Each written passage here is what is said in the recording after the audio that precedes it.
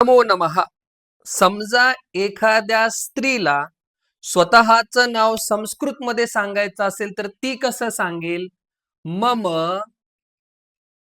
माझं, नाम आणि स्वतःचं नाव सांगताना जर तिच्या नावाच्या शेवटी आ असेल तर ती बोलेल मम नाम सीता.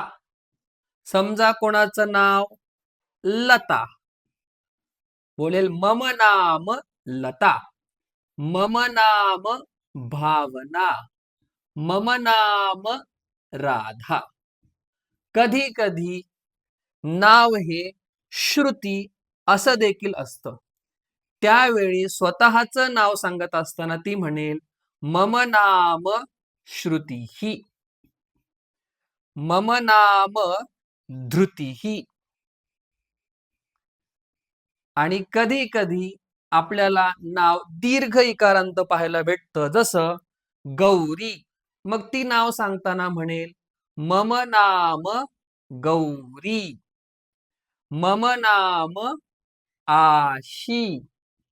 म्हणजे स्त्रीलिंग नावामध्ये शेवटी आ असतो, कधी कधी ऱ्हस्व ई असतो, कधी कधी दीर्घ ई असतो. मग म्हणत असताना मम नाम सीता, मम नाम श्रुतीही, मम नाम गौरी, मम नाम आशी. एवढ्याच प्रकारची नावं आपल्याला पाहायला मिळतात.